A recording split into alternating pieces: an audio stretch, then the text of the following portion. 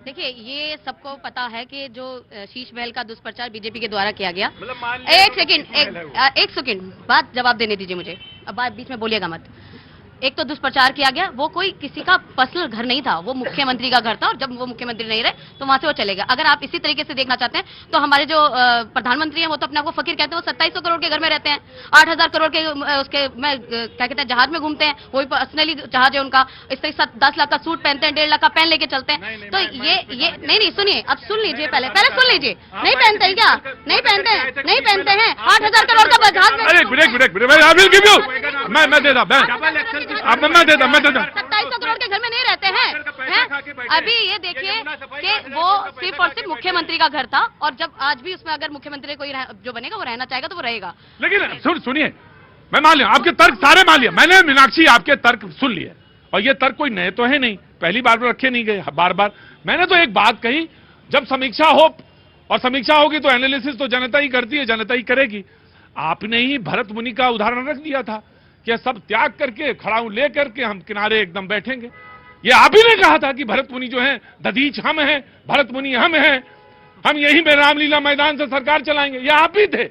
हम तो उनसे कह ही नहीं रहे। आपने जो कहा, of course I will give you chance sir, of course sir I will give you chance, लेकिन सवाल तो ये आप ही से पूछा जाएगा ना, जब आप ही ने भरत मुनि का, आप ही ने भरत जी का, आप ही ने रामचंद्र जी का, आप ही ने सारी मर्यादाओं की रेखा खींची थी, तो सवाल तो आपसे पूछा जाएगा कि भाई आपने कहा था ना कि जो हमारी कमियां हमारे ऊपर भी एक होना चाहिए, नियुक्ति तो हो नहीं पाई आज तक उसकी लोकपाल की, तो पूछा तो जाएगा ना आपसे। Now the BJP will respond. देखिए, अरविंद केजरीवाल जी जब आए तो उन्होंने एक एफिडेविट दिया, ना मैं बड़ी गाड़ी लूंगा ना बड़ा घर लूंगा, एफिडेविट सबके पास में है वो, और उसके बाद में ना मैं सिक्योरिटी लूंगा, कुछ पता चला जेड क्लास सिक्योरिटी ले लेते हैं, बड़ा सा घर बना। देखिए, आप मुख्यमंत्री हैं, आपको घर चाहिए, लेकिन आप पता चलते हैं उस घर को आप 5 गुना बजट कर देते हैं, मन चाहे व्यक्ति को टेंडर दे देते हैं, करोड़ों रुपए पर्दा लगा देते हैं, उसके बाद दूसरे को आप चलते हैं शिक्षा देने के लिए, गली गली आप माफी मांगते हैं। मैं एजुकेशन की बात करता हूं, इन्होंने कहा कि हमें स्कूल बना दिए, चमचम कर दिए, एकदम ऑक्सफोर्ड बना दिए,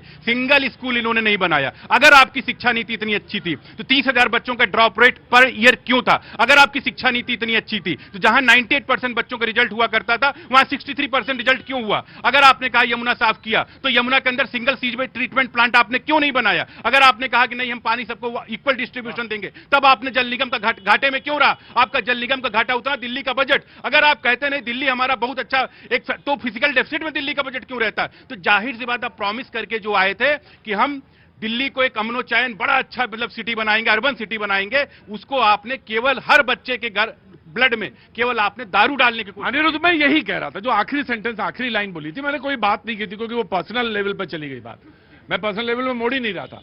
मैंने कहा कभी कभी क्या आपने आदर्श की इतनी बड़ी लकीर खींची, लोगों ने कहा हाय ये तो अपने समय का सबसे बड़ा व्यक्ति यही है, इससे बड़ा तो कोई व्यक्ति नहीं होगा, इतना बड़ा त्यागी आदमी नहीं होगा, और वो लकीर इतनी भारी पड़ गई कि वहीं पे सारी चीजें गड़बड़ हुई। जी पाजी, कैसे आना हुआ आज? मेरा नाम जनरल सिंह है। जनरल जी नमस्ते, कहाँ से आना हुआ आज? न्यू शोकर दिल्ली से। अच्छा, क्या काम करते सर? सर मैं जॉब करता हूँ। हाँ जी बोलिए सर जी। सर सबसे पहले तो मैं बीजेपी को बहुत बहुत बधाई देना चाहता हूँ पूरे हिंदुस्तान के वासियों की तरफ से, जो योगी जी ने ये ये अपना कुंभ का जो 65 करोड़ का जो ये इतना अच्छा प्रोग्राम किया बड़े ही साफ सुथरे ढंग से, उसके लिए मैं बीजेपी को साथ साथ नमस्कार करता हूँ। दूसरी बात यह है कि आम आदमी पार्टी जो है ये अपनी गुरु की नहीं हुई, इन्होंने अन्ना जी को साइड के जिसके लिए आए उनको उन्होंने साइड करके दिल्ली को लूटा, और दिल्ली की जनता ने उनको जवाब ये दे दिया कि भाई सफाई और दिल्ली में रहते हैं भाजी? जी दिल्ली में रहते हैं, सफाई भी जरूरी है हाँ। और प्लस का ईमानदारी भी जरूरी है, ये दोनों चीज भूल गए इन्होंने। हाजी मैं तो यही कह रहा था ना कि लकीर इन्होंने इतनी बड़ी लंबी खींच दी थी, और वो समझ में आने लोगों के अरे बाप रे बाप, इन्होंने भले आए, अब साक्षात को बढ़ना पड़ गया, दिखे है ना। हाँ हाँ वो तो देखा भाजी, वो तो देखे। जनता ने जो आईना दिखाना था दिखा दिया। दिल्ली में जनता को दिखा दे, लेकिन कमियां अगर आप बाजी देख रहे हैं तो सब में देखिए ना। झूठों को शहर में मैं जख्म खोल बैठा, नमक के शहर में जख्म खोल बैठा।